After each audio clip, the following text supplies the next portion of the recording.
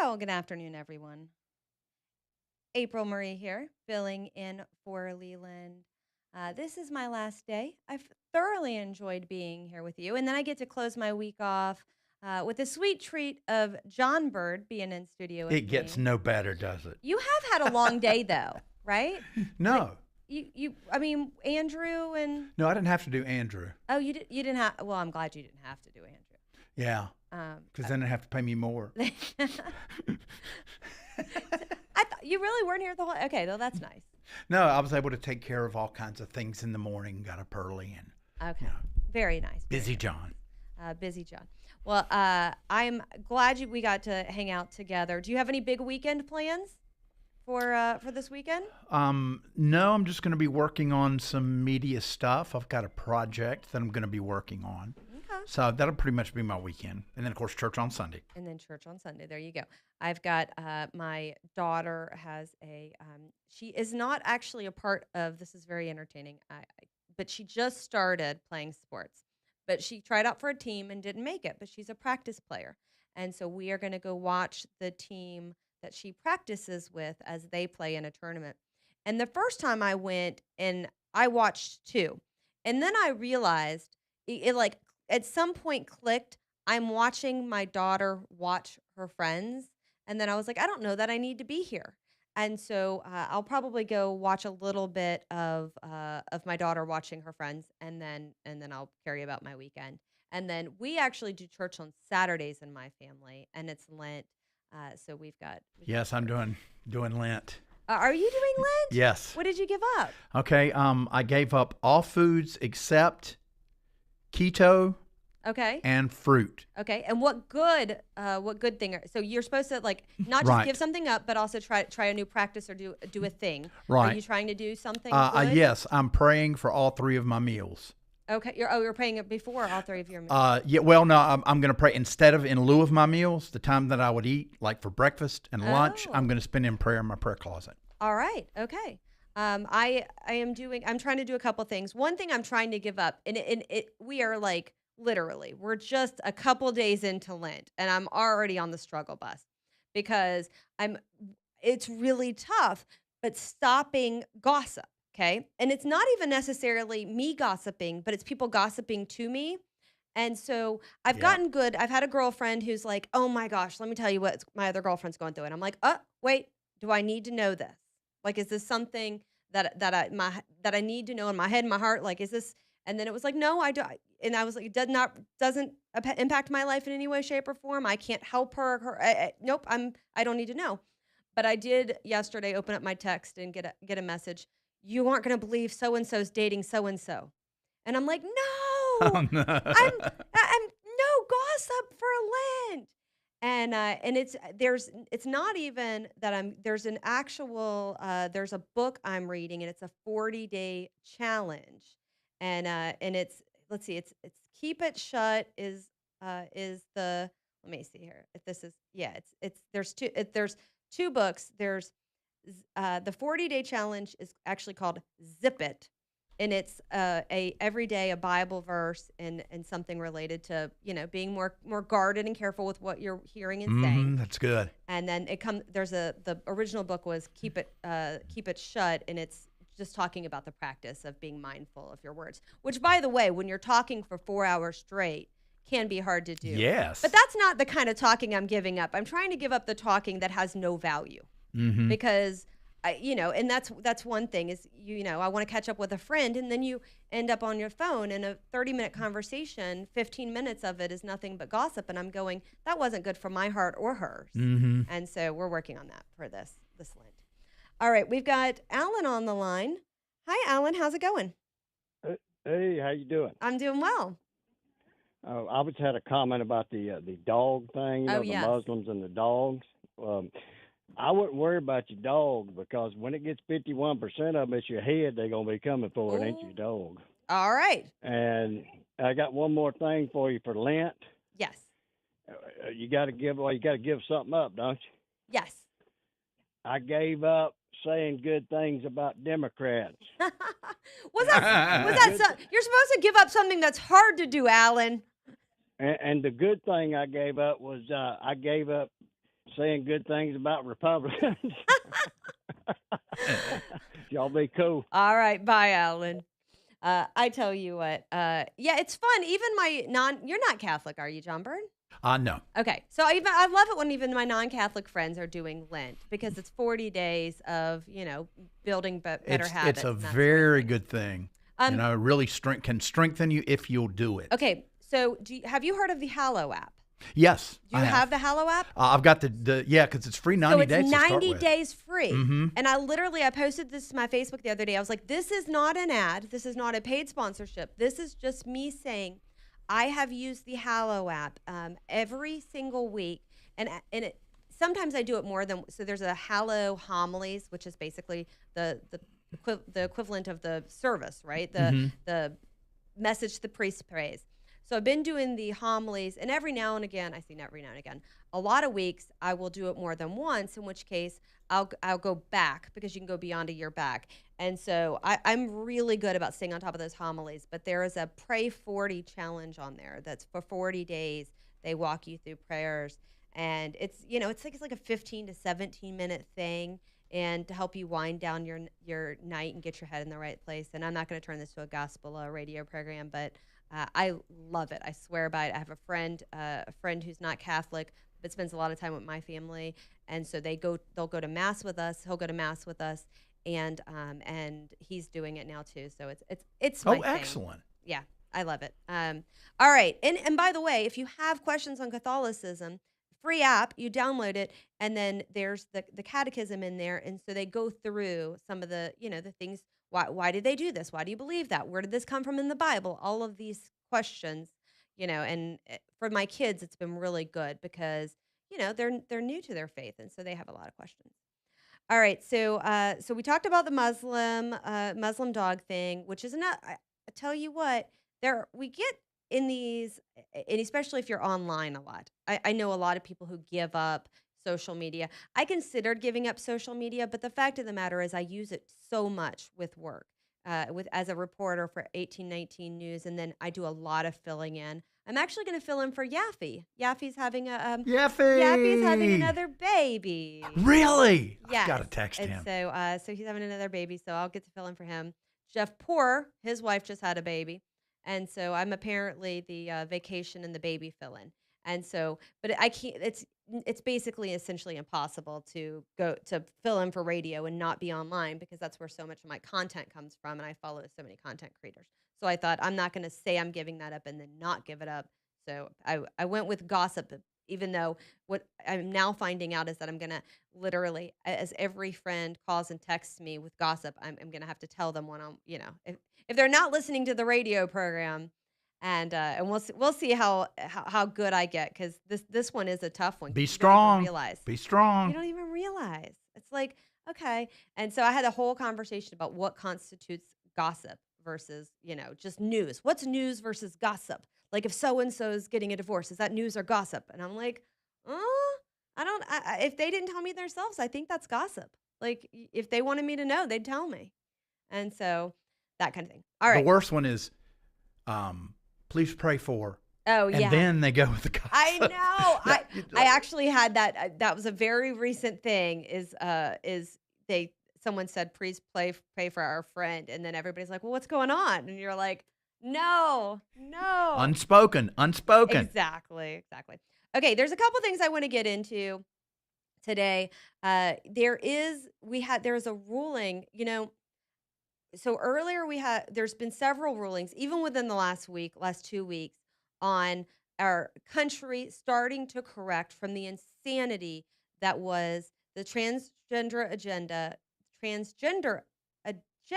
say that 3 times fast. And one of the things was that one of the states had decided that you couldn't be a foster parent if you didn't believe in this. Like if you weren't going to be, air quotes, affirming. That state, and I have to pull it back up, has now walked that back. And so now you're able to foster if you have Christian values. Because honest to God, that's what it is, right? Like if you believe God doesn't put anybody in the wrong body, which by the way, all sane people do, then you would not affirm this nonsense because it's pure madness. And so the idea that you could keep people from providing a loving, stable home for children in need. And not even, by the way, not even transgender in children in need, but all children in need. You can't have a single one of them because you don't believe a little boy could be a little girl and vice versa. Like the absolute leftist insanity of that, I cannot wrap my head around. But there continues to be more and more everyday cases of where they went, the left went too far in this, and we are starting to self correct because we realize that it's pure insanity. That's all it is. The transgenderism itself, pure insanity, and then the overreaction to it. All right, we're going to take a quick break. When we come back, we'll continue on. There is additional news on the tariff front. The Trump administration saying, "Hey, look, this is what they said we can't do, and now we found another way to do it." So the Supreme Court ruled specifically about the emergency authorization, but there are alternative ways, and that's what Trump is doing now. John Bird, there is an insect problem in the studio. There is a stink bug walking right Stink towards bugs me. are everywhere. This is insane. This is the second one. I'll get it for You you at the see this? break. It's on my phone. Okay, listeners, we'll be back in a minute after John Bug comes in. John Bug comes, kills this bird. Now we're all searching backwards. Back in a second.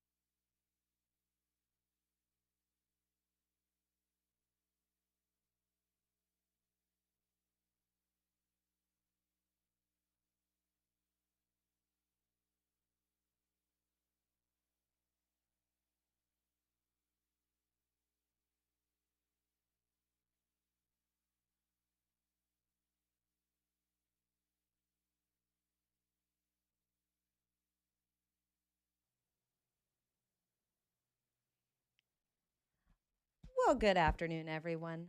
April Marie here, filling in for Leland. Want to give a shout out to my friend Grady, who's listening. Thank you for listening. It's always good to hear from my friends. Shirley was listening. Uh, Greenville Grammy was listening earlier this week. I've got friends from around the state who listen when I fill in. If you are a friend and listening, feel free to text me. I'll say hi. I used to do this thing, John Bird, where I would, when I was, there's a difference when you're guest hosting and when you have your own show. Because when you are guest hosting, I'm trying to fit in to a week or a few days or whatever it is, Hmm. the things I want to say, the topics that I love. But when you have your own show, again, that's why I got to get my own show again because it's so much more fun. I used to play this game where my friends who were listening would send me a random word and then I'd try to work it into that segment. Oh, that's awesome. And so, That's it'd be fun. like popcorn. And it'd be like, I'm listening popcorn. And I'd be like, okay. And then whatever I was talking about, I'm talking about immigration reform, and I'd have to fit the word popcorn in there. Oh, that's really neat. And so, yeah, it was a very entertaining thing. I haven't played that game in a minute, but it would be, shenanigans. Fit the word shenanigans in. I now say Oh, that that would word be all the tough. time. It's fun to because say shenanigans. Shenanigans. That's what you and Andrew are up to most days. That's right. I tune in and I'm like, what is the shenanigans I'm and I'll text. It's so funny because to Valerie and I when I'm filling in, she's like, Skippy's coming, and I'm like, he really is like the little brother. Yes. Because I'll turn. I'm like, what? So listening to the two of you reunited, the wheel of segments. I'm like, what did they just say Yes. on air? Did that just happen? One of these days when I'm not filling in, I'm just gonna pull up and be like, "All right, guys, no, Straighten up. straighten up, get with it."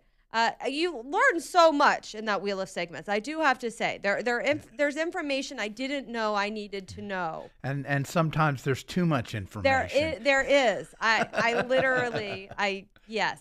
I told Andrew the other day. I said I called Dixon to apologize for getting on his case about things he says on air, because now I've listened to you because I'm not in my car usually. Usually I'm only in my car in the morning when I take the kids to work, and I'll listen to Dixon and Vining, and then I'm in my car on the way, and I miss that show.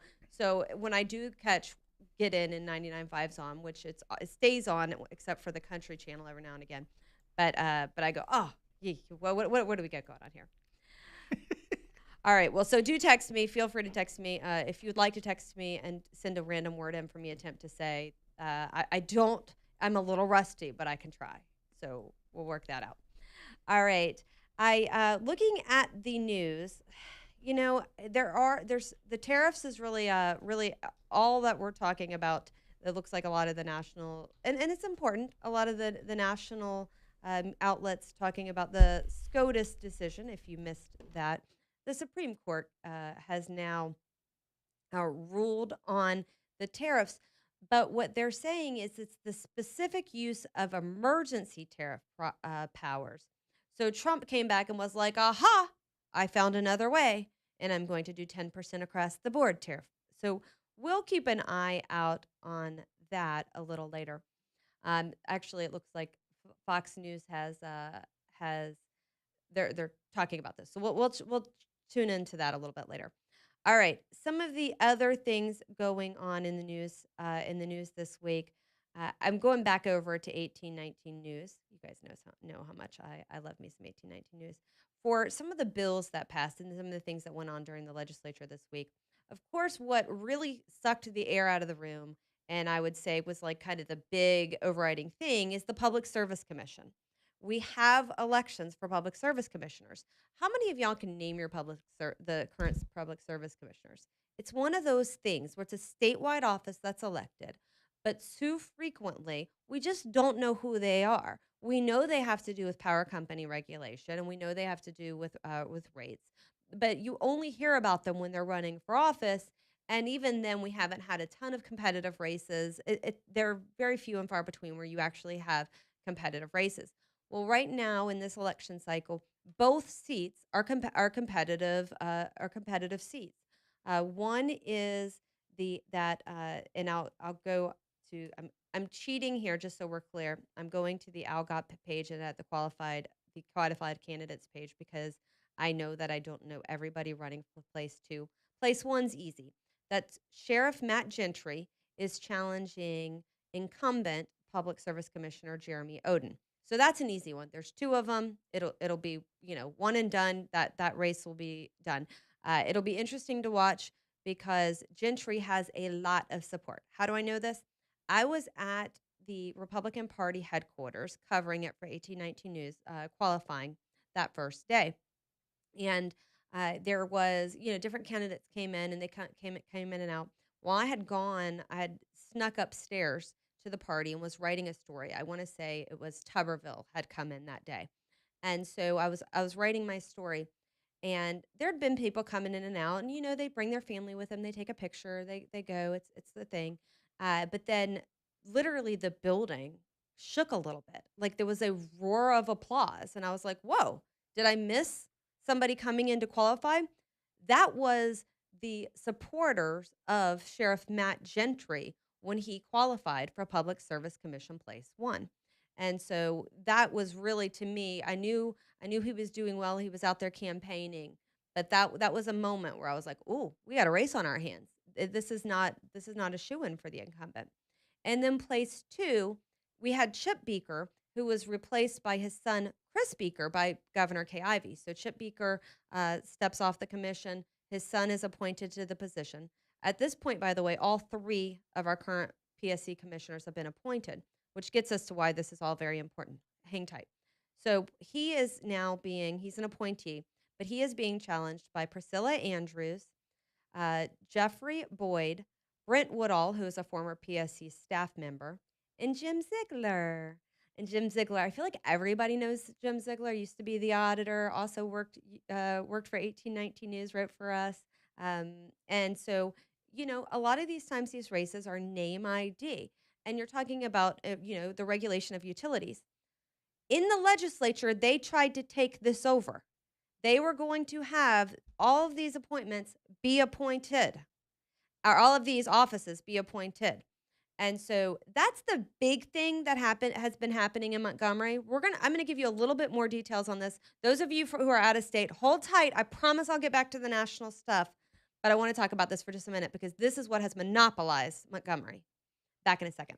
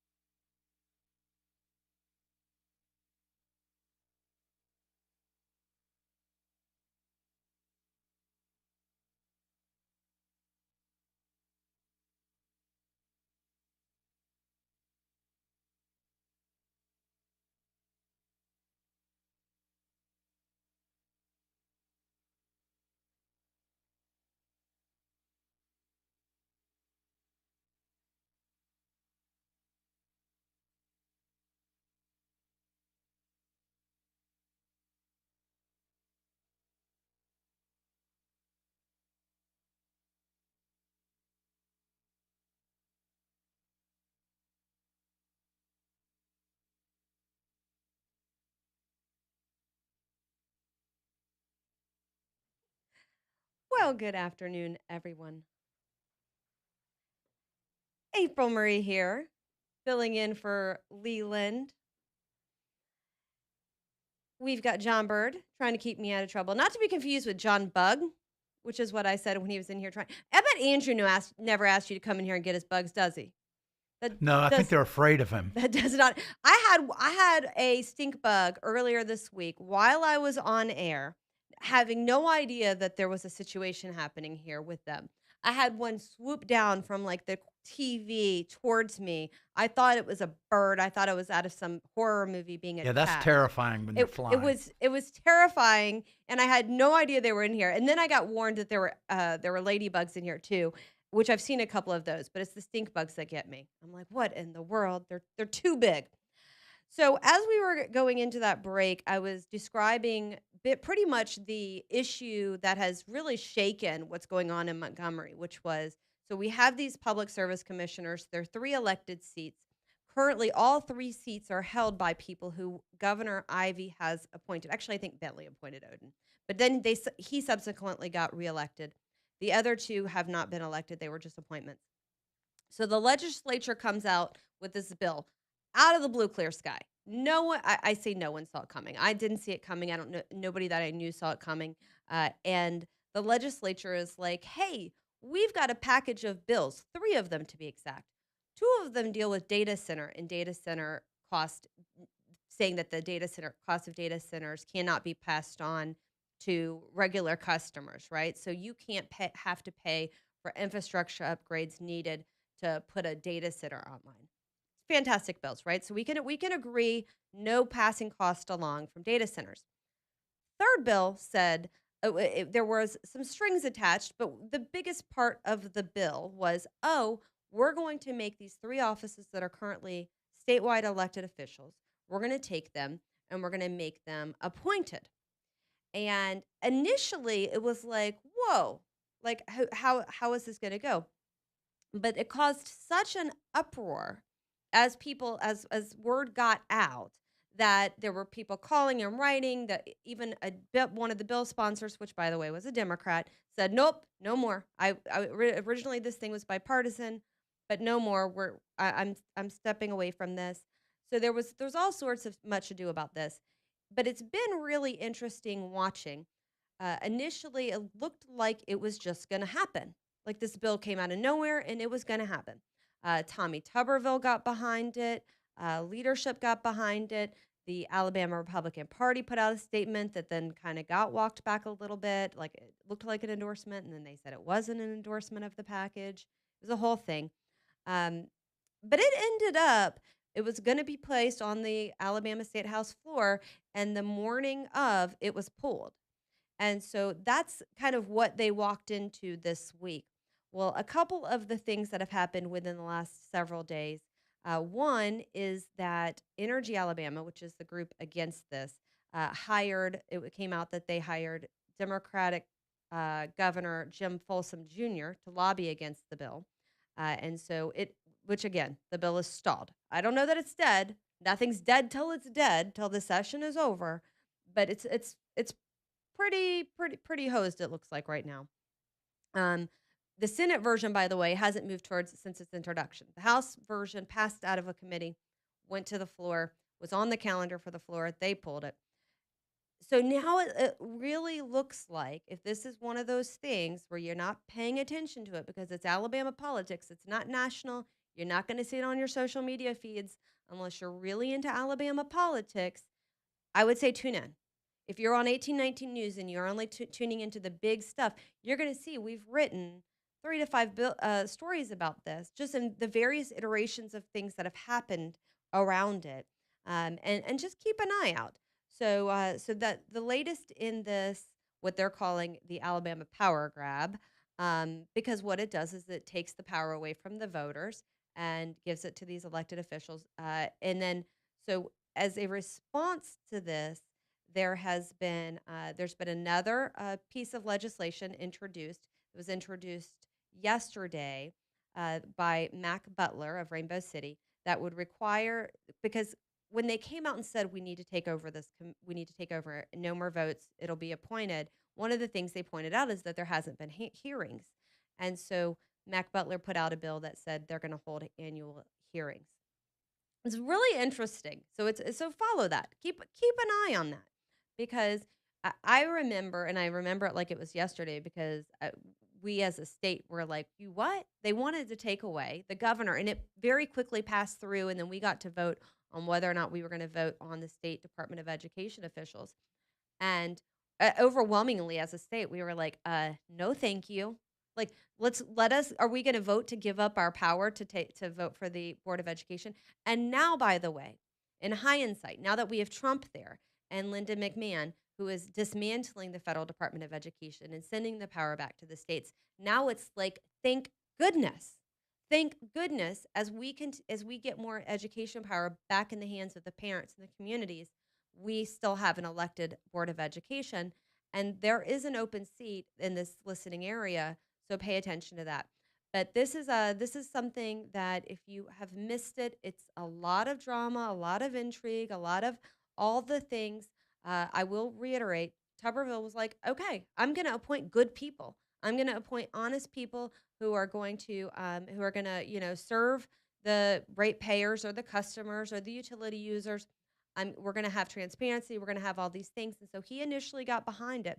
We'll see if that's enough because Tuberville was in Montgomery yesterday to resurrect this thing. And so keep an eye out. Other things that happened this week, and I'll tell you there's a bill that I've been following there, which is allows the appointees. Now, this is going to sound wonky, but I'm going to tell you why it's important. It allows the appointing authorities. So, what I think a lot of people don't realize is how many boards and commissions there are in this state. If you are a part of a professional organization, chances are that professional organization, if you're paying some amount of money to be a professional hairstylist or a professional, builder or a professional CPA or a professional whatever, there's probably a board and commission with appointed members who are maintaining all of that. What happens is there are people appointed to boards and commissions. Several things happen. One is there's appointees who don't show up for anything. And then you're like, I've got a appointee, the majority leader or the Senate president or whatever has an appointee and they're just wasting a spot. Or two, there's malfeasance. So they just had at it was the Sports Hall of Fame, like and I want to say it was Sports Hall of Fame. I'm going to double check that. But a bunch of financial misfeasance, and they couldn't do anything. Now, Ivy ultimately disbanded the whole thing and said they had to start over again. But this gives the appointing authority the ability. Yes, it was the Alabama Sports Hall of Fame. This gives the appointing authority the ability to say, I put you on this board and commission. If you're not showing up and doing the work, if you're not minding your fiduciary duties, if you're taking advantage, you're raising fees, you're doing these things, we're gonna call you back. Sounds like a wonky bill, but nearly everybody listening, I guarantee you, if you are in a professional career in the state of Alabama, you are impacted by one of these boards and commissions. Few things drive me as crazy as the administrative state, the roadblocks that are thrown in the way of people trying to make a living. In Alabama, you have to pay a fee, like a licensing fee, if you want to wash hair. Not if you want to do hair, if you want to wash hair. And things like that just stand in the way of business. And there are other regulations, there are training requirements, there are all sorts of things that these boards and commissions do. Some of them will tell you they're incredible. Some of them, for years, lawmakers have been trying to deal with and get more accountability there. And so this is a bill that I'm watching. It passed out of the House already, passed out of its first Senate committee. So I feel like we're going to end up with seeing this pass very, very shortly. Okay, I promise I will not do. I'm trying to switch back and forth, state and national. I may even do some local. Who knows? Actually, I do have a local story for you, and I want to get y'all's take on this. There is a high school, and I'm not going to give too much details about this, but there is a high school beauty contest of sorts, and a transgender boy wanted to participate. I have strong feelings about this because this goes back to what I consider toxic empathy. When we start saying, oh, but the person's feelings, oh, but the boy's feelings. But we have boy things and we have girl things for a reason. And so while yes, I can empathize that it hurts the boy's feelings that he can't participate, if we do not have hard and fast rules, that's where things go really awry because every single situation, every sport, Leah Thomas, all of these boys taking girls places, whether it be in championships or pageants or whatever, that's a boy in a girl's space who is taking the space of a girl who should be there instead. So that's actually happened is something that has happened locally. But I want to talk about that and some of the other things going on with sports. Oh, and is anybody watching the Olympics? I feel terrible. I have not watched one moment of the Olympics. Not one. John Bird shaking his head. I used to. I used to watch like the figure skating, the ice skating. I like curling. I'll watch a Yeah. little bit of clips of Yeah, I curling. watch the clips of curling. That's about it. That's it. It is the Olympics have gotten by me. But as I've been on air, we've gotten some Olympic medal updates. So on this free for all Friday, feel free to write in, call in, or send me a message on YouTube with what you want to talk about. But we'll be back with a couple of those things. You guys hold tight. It's April Marie filling in for Leland.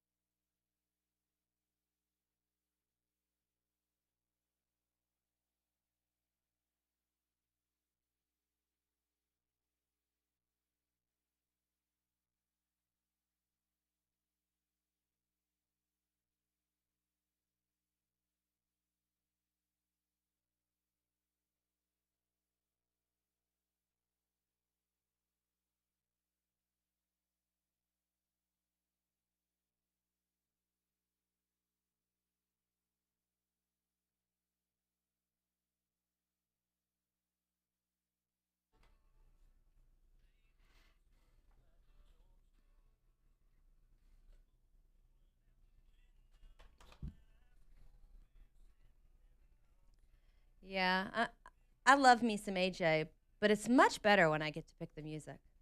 I do. Isn't it though? I do say so myself. April Marie here, filling in for Leland. I have really enjoyed this week. Thank y'all for hanging out with me. If you're not following me on X, follow me there. It's at APRYLMARIE. Yes, I'm on Facebook, but so very rarely. And for whatever reason, I don't have the messenger thing updated on my computer. And so like messages kind of go into a black hole there. But I am on X, and you can message me there. You could add me and shoot me a message. Okay, on the phone lines, and we've got some breaking waterworks news. We had the one of the members of the new waterworks board here earlier this week. We'll get to that breaking news after we take a call. Earl on the line. Hi, Earl. Did I push the button right? I don't think I did that correctly. Apparently not. Oh, there he is. Because Hi. this is There. Black History Month, they were handed out speeches, and they wanted two of her students to make one of them. Well, her two best readers happened to be white, and when she told them that, they called her out on the carpet. Said, "This is Black History Month. You better have a black do the reading." And she says, "My blacks can't read." What? Where was this? Well, I mean, it was here in Birmingham. Oh goodness. What grade? Well, I mean, We weren't. I went to you before we figured out how to push the button. Which school and grade? Tell me more. I am very interested in second this. grade, and I don't want to Oh, name the school that's because fair. that'll put a target on her back. Yeah. That's crazy. That's wild. I'm intrigued by Black History Month. I This is where the rubber meets the road in terms of, does the divisive concepts bill work? Are students going to still hear, white students going to hear about their privilege, and are black children still going to be told they're oppressed? This month is the month where kids get the most of that. Right. Um, And I so mean, there's not a racist bone in her body, and it just. But how would you want to say? The powers to be above her in the school don't see it that way. So is she in trouble for picking two white children to read these passages? Well, when I last talked to her, she was sitting on the fence. She halfway thought, "I'll just go ahead and let a couple of blacks do the talking, and it'll the proof will be in the pudding." Wow. Well, that's an interesting case here, and you said in the Birmingham area. Yeah. It's crazy what's happening in our schools now. It goes back to, you know what? When our kids can read at grade level, everyone, regardless of, race, income, where their school is, then you guys can talk to me about needing all the other nonsense in schools. But any given teacher should be able to pick any given kid. But they know who can and can't read something at a particular level. And that doesn't make them racist to know I, that. And it would be embarrassing for a child to be chosen who can't do so. well, I mean, that's the whole thing. She's thinking about just letting them go ahead and be embarrassed and embarrass their parents because they can't cut the mustard. It is a sad place of where we are, that teachers are facing these external pressures to pick children based on race, and to have them kids do beyond what they can. Well, I mean, years ago when she worked at another system, she had a child that was artistic, and the kids were picking on him, and you know, she called the kids out. Well, the parents came down on the principal and said, she's picking on our kids. And the principal went to her and says, "What's this all about?" Says, "They're telling this boy that he's gay, that he needs to go around kissing other boys." Oh, goodness gracious. And I told him that he didn't need to be doing that. That he wasn't gay, and these boys were just bullying him. But yet, you know, she got in trouble because she called them boys out for being bullies. It's a sad state of affairs when administration is well, first off, and it's a sad state. I tell people this all the time. We've got to get out of the mindset that as parents, our kids are angels. I've got kids. My kids aren't angels. Um, w- if a teacher calls out a kid for doing something the kid did, that's not on the teacher. That's on the kid. And if the parents want to defend him, that's on the parents too. The administration, I hope, stood beside her. Well, you know, the administration at this school being in what I think the problem is the city of Birmingham, uh, they're biased and they're getting on to her for trying to do what's best for the reading at this event. And she's not trying to draw it down, you know, race lines or color lines. Yeah. Well, I hope that works out for her. And feel free if you need any help, have one of the guys call up to 99.5 and have one of the guys pass my number along. I cover education. That's my beat for 1819 News. So I am all about keeping these school systems accountable, saying they're doing great when they're doing great, and call them out when they're not.